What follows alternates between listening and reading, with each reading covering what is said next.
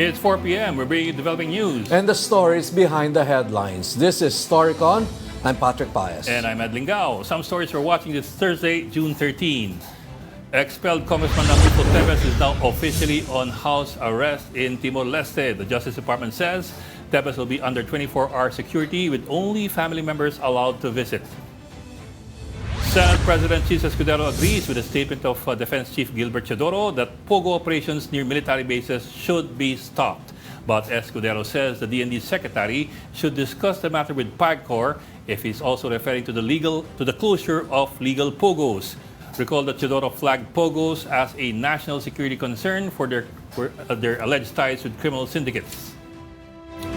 And Vice President Sara Duterte says her unity in tandem with President Bongbong Marcos was just for the elections. Still, the VP Sara thanked those who supported and voted for them.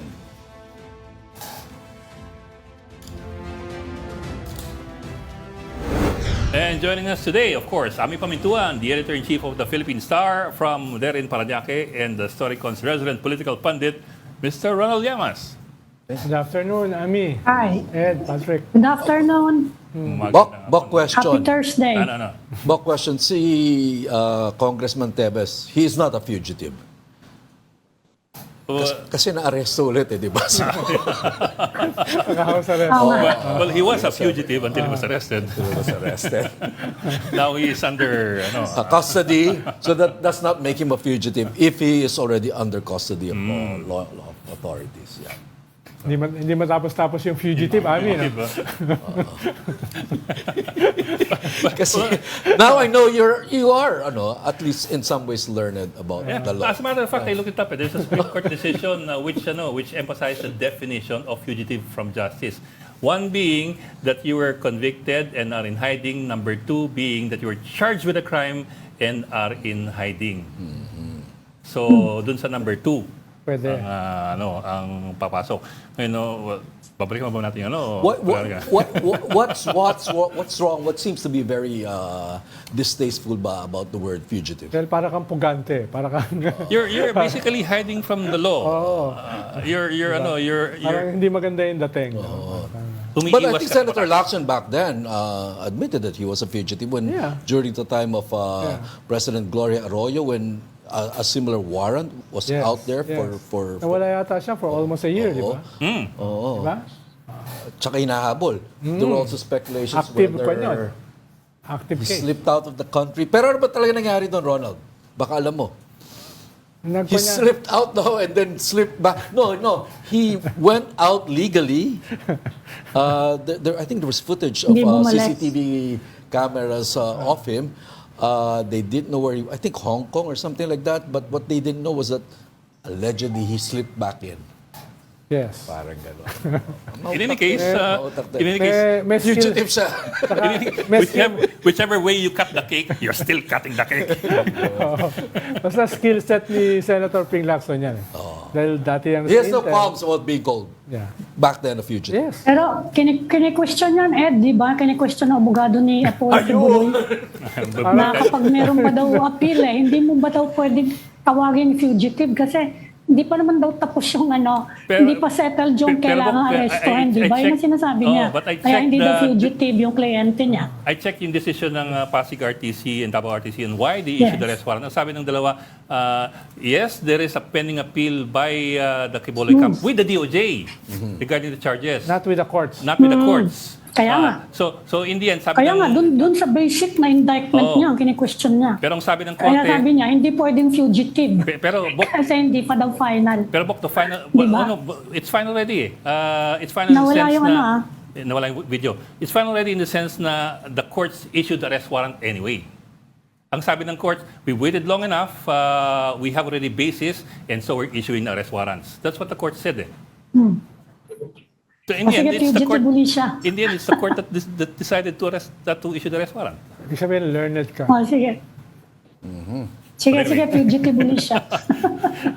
Well, I'm not saying that. It's the law that says that. It's the courts that actually said it. Ami, is it also a slow day for the Philippine Star? A slow news day? Kasi ang pinagpipestahan lang yun. Yung video Oo na nga, yan nag-viral nga, babanggitin ko sa sana. Mandelor. Nagmi-meeting ngayon daw sila, si Speaker Romualdez, saka si Senate President Chis Escudero. Pero siyempre, hindi yun actually, I guess it's about chacha, pero ang pinag-uusapan ngayon, unang-una muna, yung hindi masyadong kontrobersyal, yung away over the Senate building kasi may nagsalita ng mga yung the so-called young guns in the House na wasteful daw yun. Kaya sumagot si Coco Pimentel, ay nakamo, don't look at us, tingnan niyo muna sarili niyo. Dahil ang nagdoble daw yung yung budget naman ng House of Representatives. Kaya ayan. Pero of course, alam natin kung anong pinag-uusapan ng lahat ngayon, yung viral video, meron yatang napagkamalang waiter dun sa Malacanang, Grabe ka naman. I think that's the cue now for our producer to, I think, roll. I suppose, this story has gained some credence because may reaction na. May statement si Senate President Chis Escudero. But before that, let's look at the video. There. Yeah, sige.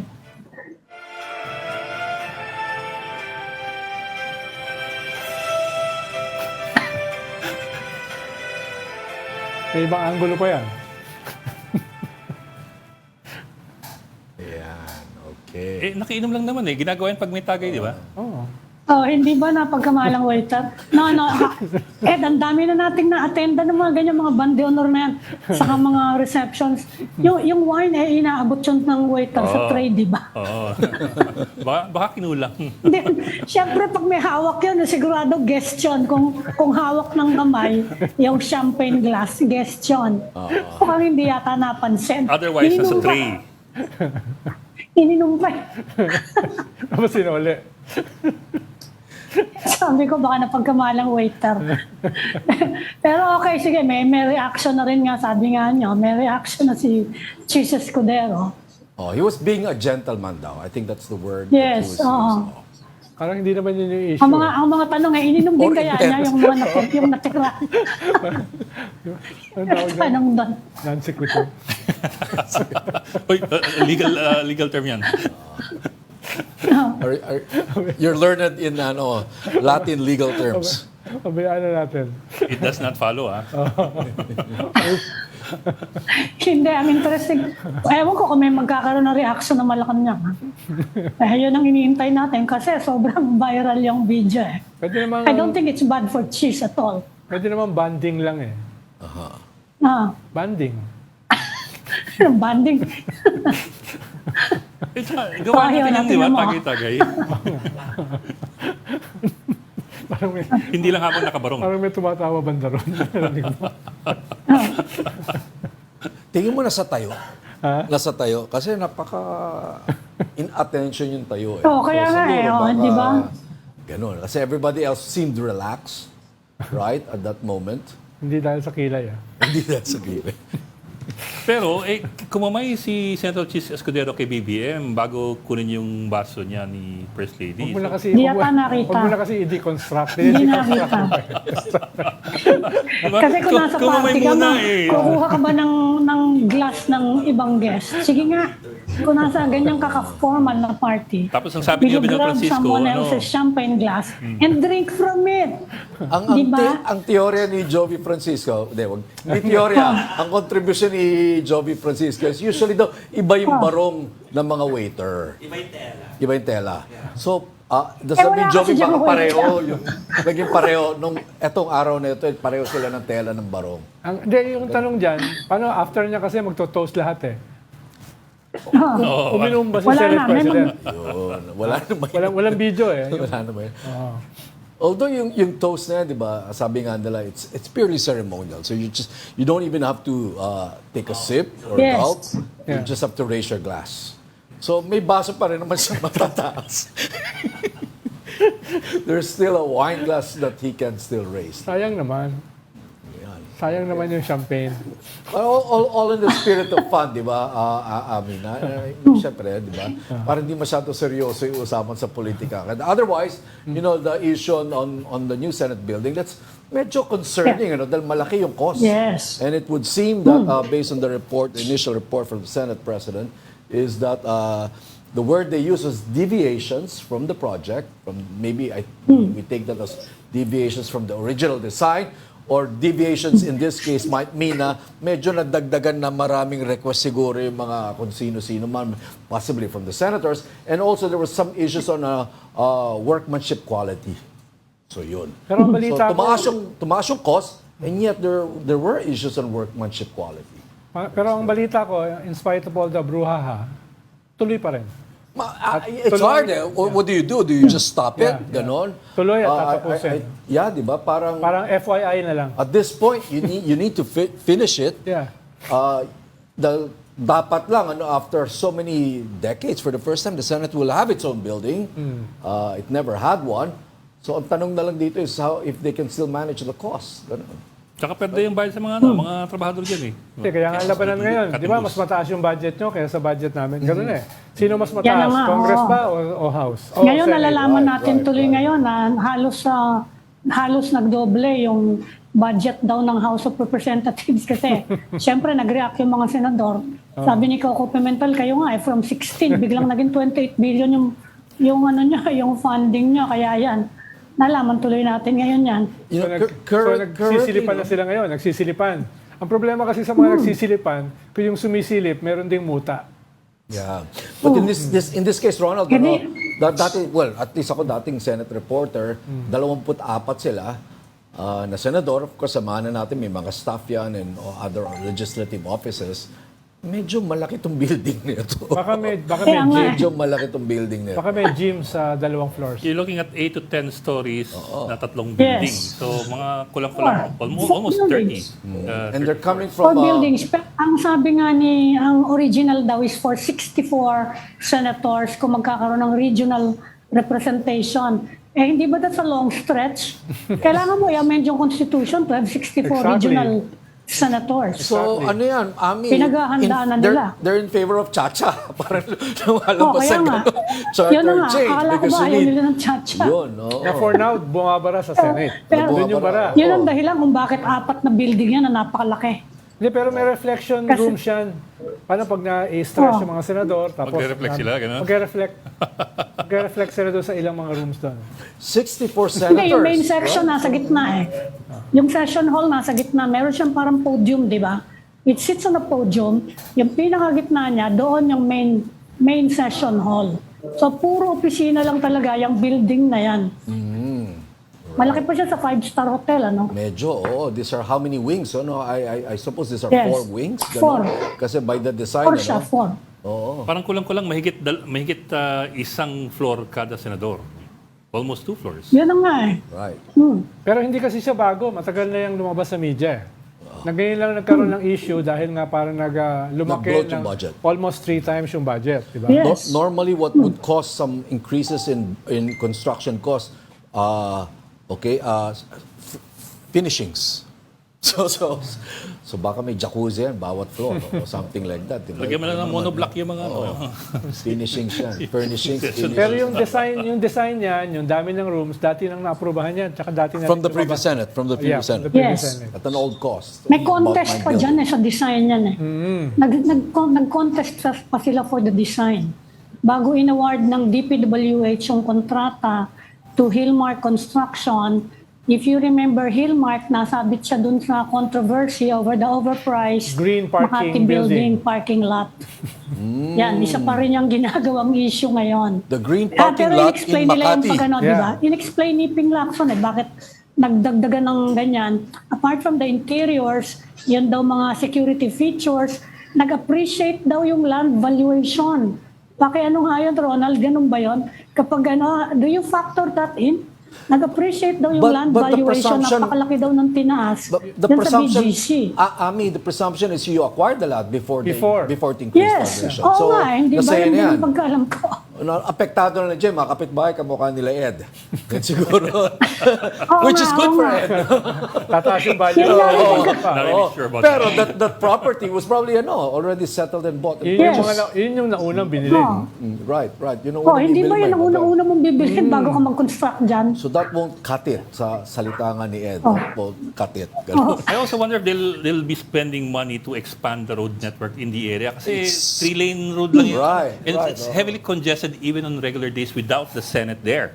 Right. Yung stoplight doon sa bukana ng Gate 3 ng Fort Bonifacio, daming traffic doon eh. Tsaka may talipapa Pero doon. baka may 4 na helipad dyan. Dahil 4 na wings yan eh. So 4 na building. So pwedeng may helipad bawat building. Pwede. Oo. Pwede. Kayo naman si Lalagyan ng President courtesy plate Marcos yung ang maglalanding helicopter. doon. Yun, pwede. Kapag bumibisita sa Senate. Kaya medyo nainggit ang House of Representatives. Oo. It's always how Nainggit grand. nainggit yung house. Lalo na yung batasan, nasa earthquake fault. Medyo, Ronald, tatamaan dito ang yung kalalabas lang na Senate leadership. Oo, mukhang yan ngayon yung pinag-uusapan sa Senado aside sa POGOs. And the previous chairperson of the Accounts Committee was Senator Nancy Binay. Kaya siya yung isa sa nag-defend. Siya yung sa nag-defend. Siya yung nagde-defend, saka and sabi to niya, your point a tataas while daw ago, lalo the ang parking lot cost in kapag Makati ganyang is sinuspinde. Hilmar. Hillmark. So Hilmar. the contractor who built that expensive parking lot in Makati is the same contractor in this case. Yeah. And that was Makati and this Kaya ang is warning nga ni Senator Binay, lalo daw tataas nga ang cost kapag ganyang sinuspinde. What do you think of that, Ronald? Well, Di ba ano na naman yan? Kung madedelay talaga, Nakakontrata na yan eh. yes, pero hindi factor din yung delay dyan eh. Yung delay na hindi dahil doon sa contractor. Yung delay na dahil sa halimbawa sa Senate, pwedeng hindi yan kasama Yes. sa cost. So pwedeng tumaas. No? Kung madedelay siya, not because of the contractor, but because of other extraneous factors like the Senate. Pwedeng investigahan pa ng Political Senado yan. decisions. Pero ang alam ko, Ami, tuloy na yan eh. tuloy yan, but they don't have to spend the cost as it is estimated Hindi, now. pero- What they need to manage is yung furnishings yan. Yes, Diba? pero Yung details, yung finishings. Yeah. Siguro, pag imbes na Italian marble yung sahig, gawin lawanit na lang o ano, raw concrete na lang, for example. There are many ways to manage pa rin the cost. Pero yung 24 billion ba is the new projected cost, or is it already the actual cost as of now? mukhang projected. Projected, para, projected. para matapos. Para matapos. Pero usually kasi yan, depende sa kontrata eh, yung fine details ng kontrata. right. Baka kasi legal yung pag-increase eh. Right. No? Ibig sabihin, Right. naka-factor in sa kontrata yon. No? Right. Hindi naman natin nakita yung kontrata eh. No? So, kasama yung inflationary Yes. adjustments. And other factors. Well, at Kung least wala now the tayong hawak, senators hindi natin know- alam eh. At least the senators now know na hindi sila exempted sa inflation. Parang gano'n. Pero baka hindi ganun kataas naman yung inflation. Diba? Dahil mas mataas talaga food inflation. Yung construction materials, yes, may taas yun. Pero baka hindi naman ganun ka 100% hindi masyado. no, na increase. Kaya there may be other factors involved. Pero yun nga, we're in the dark eh. Hindi natin hawak yung fine details ng kontrata. Ano ba yung pinagtatalunan, no? In terms of costing. Ang ginagawa lang natin ngayon is guess. Educated guess eh. Well, it's normal for construction projects to have overruns in cost, I Yes. think, given yan. Pero medyo malaki yung overrun na ito. At 160%? Yes. Medyo malaki yan. Lalo na kung yung Siguro contractor pwedeng medyo may record. Kasi hindi maganda dating sa public. Siguro explain nila kung bakit in the first place nakaisip sila. Kasi I remember yung original na rason nila to save daw on the rental. Ang laki-laki daw ng binabayad nila sa GSIS. So kumpara yon dyan sa gastos ngayon, 28 billion, kung magkano yung masasave. Siguro if they want to sell it to the public kasi nagkakaroon ng negative reaction sa mga tao eh. Kailangan explain nila yan, di ba? Right. Well, Well, what makes this quite controversial is that it was the Senate President himself who raised this issue. Yes. Who brought this out in the public. It's not some media intrepid investigator or journalist who blew the top on this cause, no? Senate President mismo. Baka pinoprotektahan din niya yung sarili niya. Dahil parang ganyang kalaki yung nilobo, pwede na sabihin, teka, kinwestiyon ko yan. Teka, Hindi ako yan. Hindi ako yan. No? Pwede niya sabihin yun later. Kahit tuloy na talaga yung pagtapos ng building na yan. Kasi wala rin naman talagang choice. Oo. Pero at the same time, for the record, ay naglabas siya ng concern at saka puna. No? Hindi doon sa champagne, doon sa building. Pero hindi ba magkaiba rin yung gastos ng Senado dahil sa pagbayad niya sa renta sa GSIS versus yung pagbili niya ng pagbili at pagpapagawa ng bagong building? Kasi yung una, it's actually government from one pocket to the other pocket. Yes. Still within the same of course different branches, di ba? Pero in the end gobyerno sa gobyerno. Pero yung pangalawa, Tsaka sa balance sheet, no? Doon sa Hillmark. Iba yun. Contractor talaga. Tsaka sa balance sheet kasi yan, lalabas, okay, nakatipid kayo. Pero lugi naman yung GSIS na parehong gobyerno. So, ano ba yung balance sheet talaga? Kung isasabay mo yung dalawa. Paano wala nang gagamit yung GSIS No? Yes, yun na nga ang tanong pa doon. Anong gagawin nyo ngayon sa GSIS? Ang laki ng building na yun, Unless gagamitin It's a very large building. or ano. And it's a prime property. Katabihan nung nasa cultural center complex yun Malapit sa MOA. I doubt, Ami, kung meron kang naririnig na plano doon sa GSIS building, wala naman lumalabas di ba? Dahil magiging white elephant na tulog, di ba? Walang gumagamit. Yes. So in a way, malulugi din yung gobyerno. Dahil yung isang building nila ay walang revenues, walang kita, walang renta. That's another issue nga Kaya sabi ko, baka gawin na lang 5-star hotel yun at maiiwan sila. Sabi ni Cheese, malayo daw maka-move in sila even by 2025 or 2026. Sinabi na niya yun paano yan? Baka 2026, pag mga in a couple of months, umpisa na yung sobra ng bangayan yan sa politika, magte-2028 na. It's going to be a political issue. Tsaka baka mas lumaki pa. Pati yung budget mismo lalaki. Okay. Kaya hindi Bok, cambio muna tayo kasi we have somebody on the line. It's our guest for today. We have POGO Chairman and CEO Al Tenco joining us this afternoon on Storycon to talk about a lot of issues, including, of course, yung POGO. Yes. Sir, magandang hapon and thank you for joining us. Magandang hapon sa inyo. Ed, Ami, Patrick at Ronald, magandang hapon sa inyo. Magandang hapon, Chairman. At si Ami po, si Ami ng Philippine Star from nakabase sa Parañaque. Also joins us today. Sir, una-una, reaction siguro dun sa there been calls to have POGOs scrapped altogether. I understand that POGO also has some concerns over that proposal. Can you elaborate, sir? Well, actually, I just want to...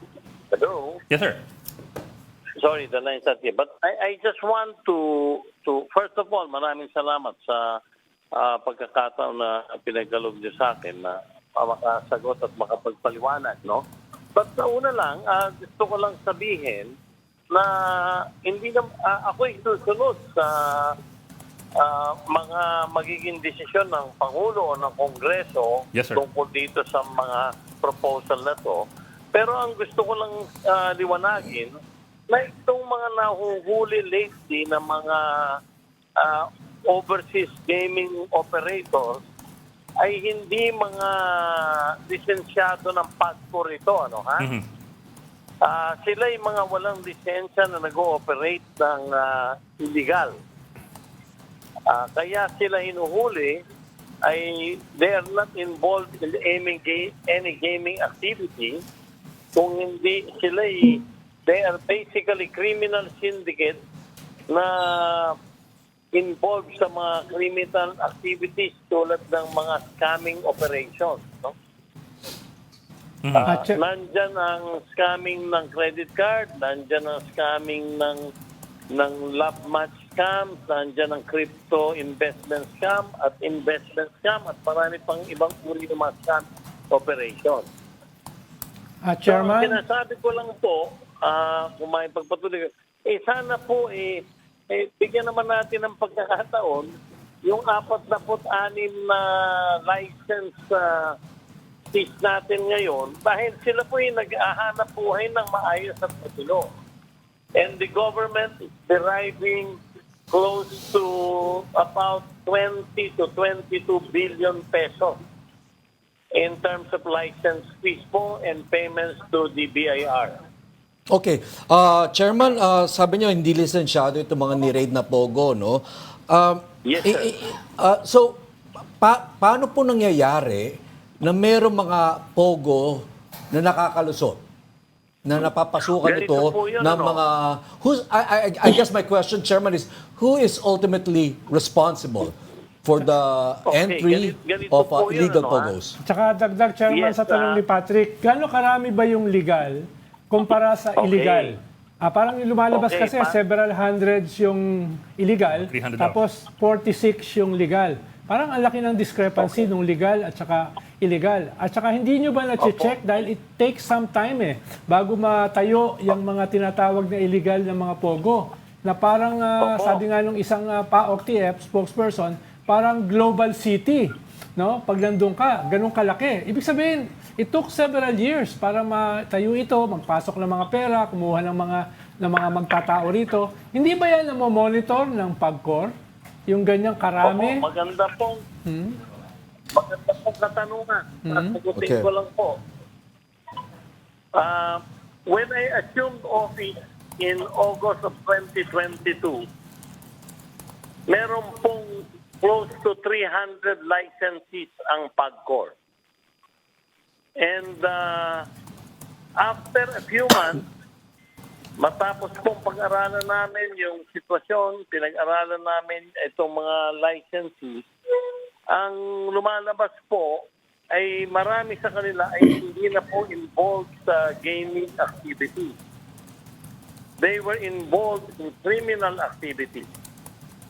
Kaya po, in September in 2023, minarapat ko pong ideklara na lang na on provisionary status ang lahat ng licenses at re-review po namin ang bawat isa sa kanila.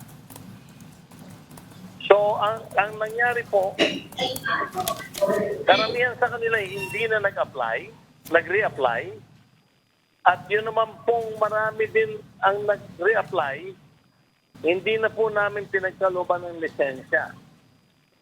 So, out of the close to 300, 46 lang po yung natirang binigyan namin ng lisensya.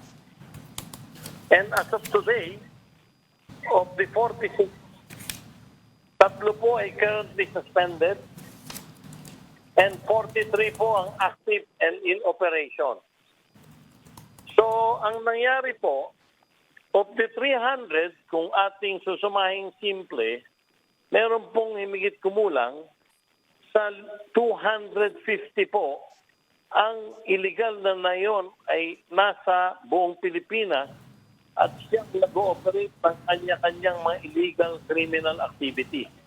Okay. Mr. Chairman, so kanino pong responsibility to make sure na itong mga POGO na hindi na ni-renew yung lisensya would actually wrap up their operations and leave the country? Does this responsibility fall on PAGCOR? I want to make this clear. PAGCOR does not have any police powers, no?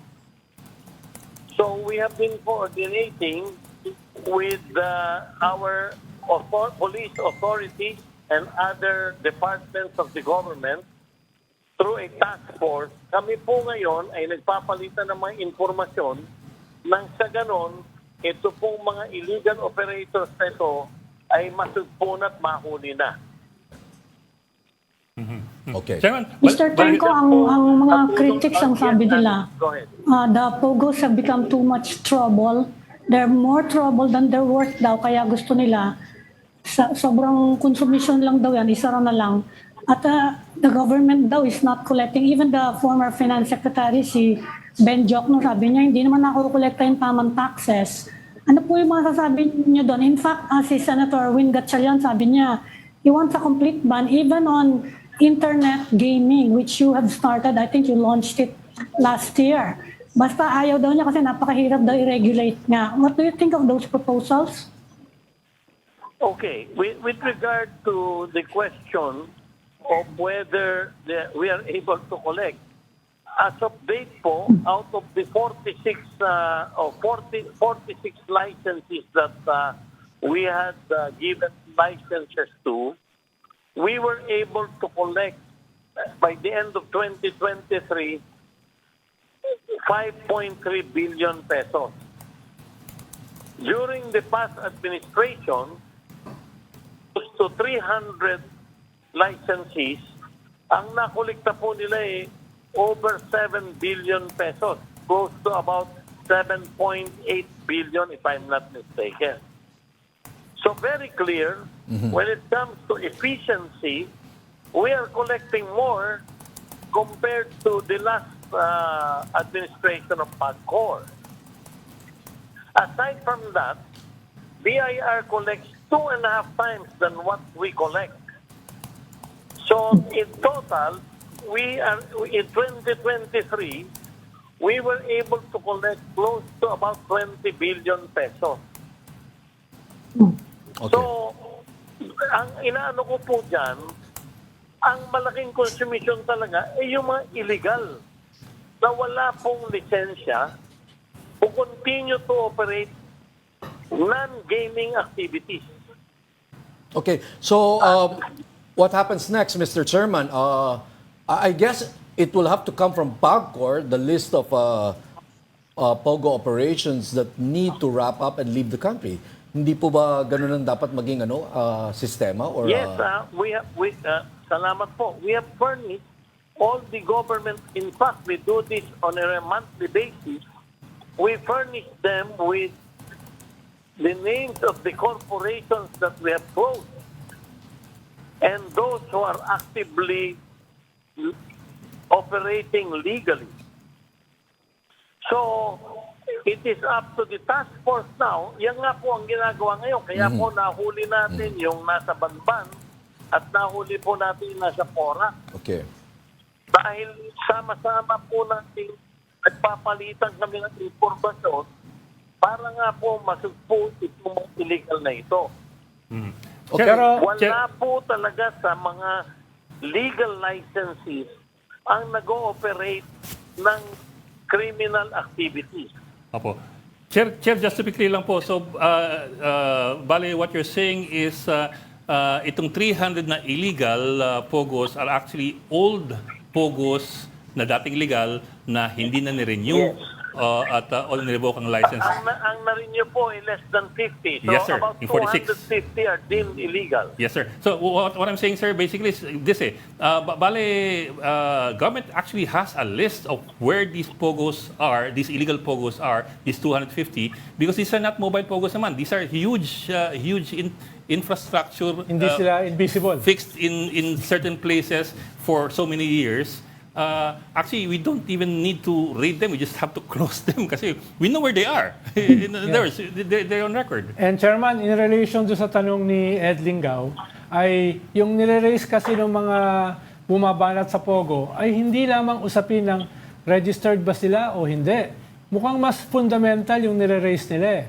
Yung isa ay issue ng national security, yung isa ay from the very start, yung mga POGO as online gaming na pinagbawal dun sa original na bansa at dito pinayagan is tainted with criminal elements. So hindi siya usapin lamang ng registered ba o hindi. Usapin siya ng national security at usapin siya na pinagbawal ito sa mainland China kaya nga pumunta rito Ibig sabihin, may element talaga siya of being tainted. For lack of a better term, tainted by crime. So, hindi siya usapin lamang ng registration. Opo. Pero gusto ko pong sabihin naman, yung licenses po natin ngayon ay wala namang illegal activity na ginagawa. Because they are servicing not the country where they came from, but other markets. So, we are not referred, ang sinasabi ko po, Wala po namang illegal na ginagawa yung actual licensee. Meron po kasing, hindi naman po lahat yan doon sa tinutukoy niyang bansa eh. Meron pong mga licensees tayong nanggagaling ng Malaysia, nanggagaling sa Singapore, nanggagaling po sa Europe. Meron pa po tayong mga special BPO operators na ang sineservisan po ay mga countries, mga gaming companies sa Europe and South America. Pero di ba, why will we penalize these people who are doing business legally Okay. and following all the regulations of POGO? Okay, right. Mr. Chairman, do you know Yes, of sir. of another POGO complex of the scale, let's say, of the one in Bamban or Porac that also needs to be shut down? Sa paniwala po namin, yan po ang dalawang napakalaki. Okay, kasi... At sinubaybayan po namin yan and alam niyo po, may case build-up nga. Okay. Pagkatapos po ng case build-up, gumuha pa po ng mga search warrant. So it really took a while. Okay. I don't know if I get your math correct, or if this math is correct. No? There were 300 before you came in. Okay. 46 were renewed. Before I came in, there were 298. Okay. 298. 46 have been renewed. May sinasabi kayo na 43 ang active out of the 46. So medyo marami-rami Yes, sir. pa rin ho yung mga hindi na-renew. And are they still around in the Philippines? ano, ang sabi ni Chairman, okay na itong Okay. dalawa eh. Ito Oo. na lang. So, ano yung nangyari doon sa several hundreds? Oo. Hindi ko pala ma-subtract to. Naniniwala pa ako, tulad ng nakikita natin, lumalabas po, they're around the Philippines. Pero, No, Mr. Tenko, ano yung violation nila? Bakit hindi na-renew yung application? Bakit hindi sila nakapag-re-register? Or they just did Unang-una not po. re-register? O ni-reject nyo? Kung unang-una. ni-reject nyo, ano po yung dahilan? Unang-una po, number one, marami na po sa kanilang hindi na nag-apply muli. Dahil paniwala po siguro nila, hindi na sila makakalusot sa probity checks. First time po implement tayo ng third-party probity checks, no? Pangalawa po, yun naman pong aming mga reject yung application. They cannot show or prove to us who their beneficial owners are. So we rejected their reapplication, ma'am. Okay.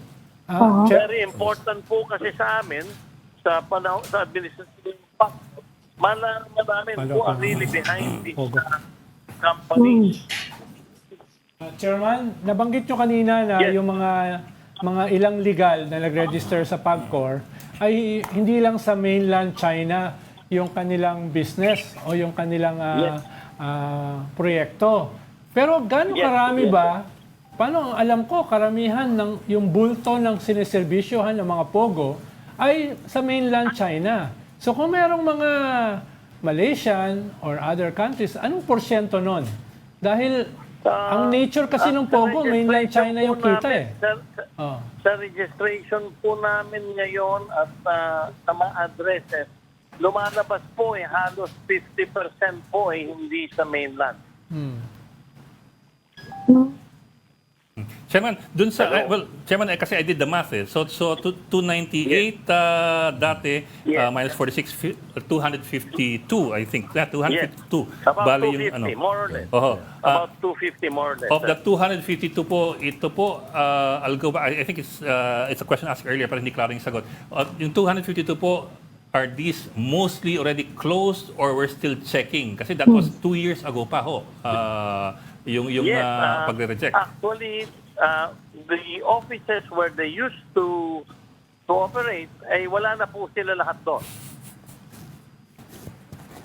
Okay. So, they Mr. have moved Tenko, to other yung isa pang locations. pinagtutuhan ng congressional investigation, ang balak daw ng mga lawmakers ay paghiwalayin yung functions ng PAGCOR as both operator and regulator. What do you think of that proposal? Oh, I totally agree with that. In fact, I have been espousing and supporting that.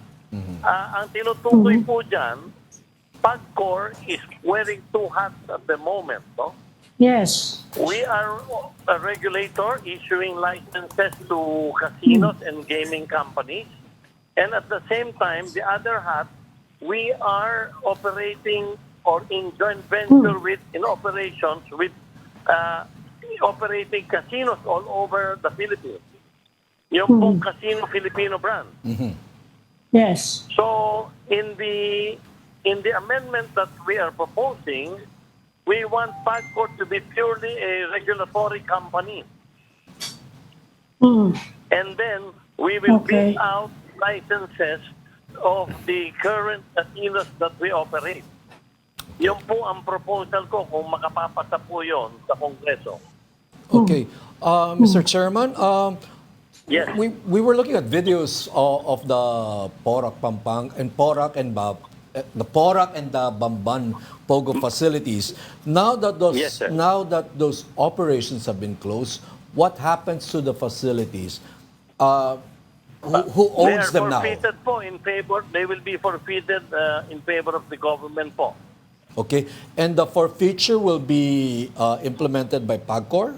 Is that how it works? No, it will be implemented by the national government to the Department of Justice. Mr. Meron Tenko, na hindi pa rin natin alam who's the example, beneficial if I may owner of just- the POGO in If I may Bamban. just finish, no, ma'am, sandali lang po. Meron na pong dalawang properties na mas maliit kaming nahuli, Pasay City. Yung po under forfeiture proceedings na po ngayon yun. At ginagamit na po yung mga buildings ng Bureau of Okay. Immigration, ginagamit po ng Department of Health, at saka ginagamit po ng ibang ahensya na ng gobyerno, tulad ng PAO. Okay, so the same procedure will apply in these two POGO facilities or complexes in Pampanga. Definitely, both which are very huge, no? And very, ang extent po is Porac, 46 billion. Doon po sa Banban, it's almost 8 hectares din yung property. Sir, simple So question, may sir. idea na po tayo kung sino yung beneficial owners? Kasi medyo natatagalan I do yata not kung want- malaman kung sino yung may-ari. Ma'am, I do not want to interrupt the investigation that's ongoing. Okay. Sir, simple question na, sir. Kasi itong Bamban sa itong Porac, nga, sabi nga ninyo, these are unlicensed. So, walang permit ng mga to. I suppose that goes way back dun sa August 2022 nung kayo po umupo at nag-weed out po kayo ng mga POGOs na hindi dapat. Pero sir, why did it take a year and a half, almost 2 years before a huge operation like in Porac, before they were shut down? Since we know where they were to begin with, and then since we know that they are illegal. No, as I said, sir, we didn't. Porac did not have a license from day one, so we did not know they existed. Hindi siya kasama dun sa mga nireject.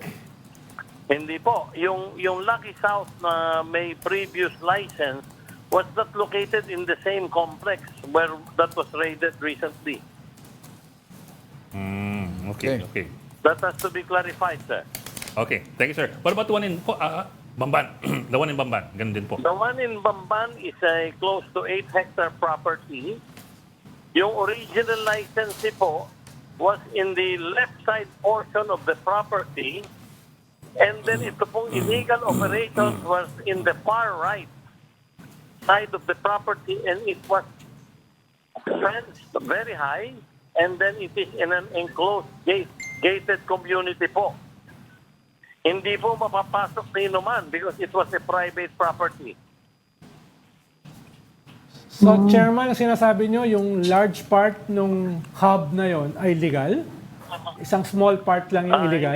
Hindi po. Yung sa Banban po, out of the 8 hectares, meron po sila on the left side na isang building. Mapakalayo po kung saan yung Renade sa Banban. At doon po, nakalagay ang mga illegal sa bigger side of the property on the right side. Yung Porac po, kahit never po may license yung location kung saan renate po ng PAOK at ng law enforcement people natin. Sir, I don't know if this falls within your jurisdiction, pero how could such a huge operation with so many foreigners take place in Porac out of the blue? In other words, parang kasi I understand, sir, pag dating legal, naging illegal at hindi lang naisara o nagpatuloy lang. Pero ito, kumbaga, from the very start, walang lisensya. Kumbaga, Chairman, it cannot simply fall in the cracks dahil sobrang laki ng crack para sa ganyang kalaking operasyon. I totally agree with you. That's why I think they're also currently investigating the local government unit. Yeah. Well, a lot of these things kasi fall on the local government, LGU eh. Maski po siguro yung barangay official should have known that there was such a big complex there. Yes, Okay. yes. Okay. Chairman, But ang diniliwanag ko lang po sa inyong apat, sir, at ma'am, wala pong lisensya at hindi po na-lisensya yung complex na yun sa Porac. okay. Chairman, may I ask what about the POGO complex in Cavite, in the Yes, former Coblanja or Cove Island? Island Cove. Okay. Opo. Does that have a license? It remains to be a legal licensee. It is the only hub that is existing right now that is licensed by POGO. Okay. Would that count as the biggest operation or biggest facility? There. We have an office inside. The other government agencies have offices also inside the compound. Okay. During the takedown in the last quarter of 2023, they were also they had reduced their operations today by easily 40 to 50%. But is that POGO hub basically catering to the mainland? The one in Island Cavite? Cove. Meron po silang kliyente outside the mainland. That is confirmed. Yes, pero anong Chairman, percentage yung basically mainland? I would say halos hati nga po. Halos hati po. Chairman, sa nakikita nyo ngayon, all this resistance to POGOs, pati from our officials, kung hindi siya mababan, what can you do to overcome all these negative reactions to POGOs? Ano kaya ang pwedeng gawin para mabawasan sa itong mga ganitong klaseng problema? Do you have any proposals? Ma'am, ang akin talaga if you regulate them properly and they are monitored and they comply, I don't see any problem. Ma'am, alam niyo, ang magiging problema nito, it is one thing that I want to ask even the forum. Ma'am, pagka in-outlaw natin lahat yan, tuloy din ang illegal operations. Hindi din po tayo makakakolekta kahit piso. Sayang din po yun. Pero kung they are properly monitored and regulated, meron pong kami regular visitations, halos po 3-4 times a week na random. Palagay ko po, tinupo yung industry na yan. Nakita na po namin dito sa 46. Hindi po kinailangan ng ma-rate sila. 3 po, kasunod ko yung suspended na natahimik. Pero Chairman, kung banned sila, hindi ba mas madali to go after them? Kasi kung lahat banned na, wala nang, kahit yung mga local government, they cannot operate anymore. Hindi na sila pwedeng mag-excuse na hindi naman banned, kaya nagbibigay kami ng lisensya. Well, that is an alternative. Kaya ang sinasabi ko po talaga, ang hinihiling lang natin masusing pag-aaral ang dapat natin gawin. And then, nasa sa Congress na po yun, dahil batas po yan Okay. Okay. Ikaw po. Meron Okay. pa tanong? Chairman and CEO of PAGCOR, Mr. Alejandro Tenco, maraming salamat po sa Maraming oras salamat, po. Chairman. Salamat din Thank you, po sir. sa Thank you, pagkakataon Chairman. pinagkalog niyo sa akin. Salamat po sa inyo. Salamat. Thank you. Bottom line, it's really LGUs. Local government code eh. Kasi we're presuming that an agency, a regulatory agency like POGO, for example, I mean, in this case, has the arms and legs to monitor all of these operations. Yes, Pero, dahil as a regulator, may kaunti kang minimum oversight powers. meron. Diba? Yeah, but you need really, to Ed's point, that paano sumulpot itong napakalaking complex na ito dyan sa Bamban nang hindi nakikita ng let's say, ng regulator. Apparently, hindi nakikita. Pero the local government should, pag may permit yan, may building permit yan, may business permit yan sa LGU, tatayo yan. Well, definitely. Oo. Saka may foreigners. I mean, kung Pilipino lang kasi, maintindihan ng mga kalusot eh. Tatayo yan. And a municipality like Bamban, for them, just to be fair to them, pag nakita, negosyo yan eh. Negosyo yan for revenue yan at negosyo yan para sa mga simpleng munisipalidad kamukha ng Bamban. So they wouldn't think about the national issues in this case. They'll just think na, let's forget for a while na yung mayor nila has complicated ties with this operation. Pero at the minimum kasi, dapat alam ng LGU yung magiging problema para sa kanila. Exactly. By giving this hubs a permit. Ibig sabihin, hindi naman ganun But LGUs, Ronald, don't have that maybe long or strategic view of things like that. Matatanggal sila dyan, ha? Paano? Ghost employees lang, matatanggal ka na. Pero to be fair, you're talking about national security matters, geopolitics. Exactly. Hindi alam na mayor yan. Yes. Let's be let's be real about that. Pero dapat alam nila na medyo liable sila kung basta-basta nila susulpot dyan. Now they know. Now the governor of Bohol knows na hindi mo pwede gawa ng resort yung isa sa mga chocolate hills. Now the Bamban mayor or the Porok mayor knows. Ang problema, yung initial response ng mga governors, wala kaming alam dyan. Yun ang una nila sinabi.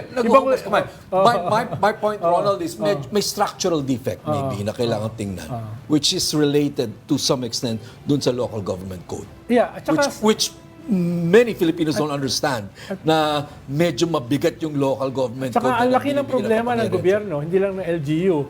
Kung susulpot yung ganyang kalalaki at napakaraming hubs composed of foreigners, nang wala man lang nag-report somewhere, di ba? Halimbawa, sa PAGCOR, wala man lang nag-report na yun ang nangyayari.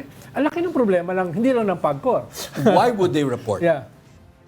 Dahil it's about gambling, it's about gaming, it's about No, but Ronald, di ba? Kaya nga, Ang Ronald, purview lang ng hindi nga mayor kasi siya dyan. banned eh. Ang thinking lang ng mayor dyan There's is, no ban eh. trabaho yan para sa mga constituents ko, at saka may revenue. Construction, may business. construction business. Kasi yun lang naman let's admit it, yung mayors yun lang nakikita niya eh. Especially for a town na walang mga industriya na pinagkakakita mo, let's say, agricultural lang. So, a big business like this is very good news for the mayor. Yes. Yun lang. Yeah. Pero makikita niya na maraming foreigners. Di ba? Makikita niya na... Hindi naman masama, Ronald, yung foreigner, di ba? Hindi. Tingin nila dyan parang export processing zone eh. pero hindi I siya... guess, Ronald, Saka alam nila, hindi naman nga kasi export band processing ng zone ng gobyerno. Bamban, no? Hindi Siguro, export Exactly. meron kaming construction, merong Big negosyo. development ito. Progress tong isang malaking complex na yan, progress yan. Hindi, kaya nga sinasabi ko kanina, we are not an anarchy. At a certain point, kailangan may coordination yan. Exactly. Diba? But Ronald, to my point is, medyo ang structural defect dito is yung napakalaking kapangyarihan na binibigay ng local government code sa mga mayor. Tingin ko hindi ganun kasimple. Paano may limits yung Kaya nga gusto nila mag-federate dahil may limits yung local government code eh. Well, foreign policy, yes, ano pa ba? National defense, ano pa ba? Pero yung mga bagay na ganito, you're gonna see a complex that big rise up. Pero very basic eh. Sinasabi ng PAGCOR, hindi nagbabayad ng taxes eh. Oo. Tama. So very basic yun.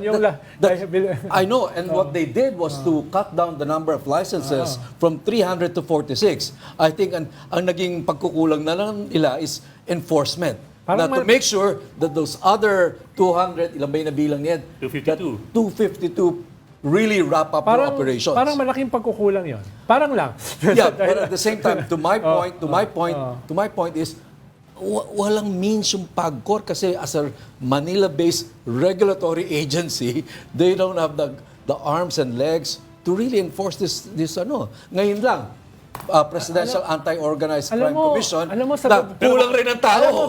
Being in government, Oo. these are not isolated islands. May coordination yan dapat. May coordination yan sa PNP, may coordination yan sa Bureau of Immigration. Hindi, yung PAGCOR, hindi standalone yan.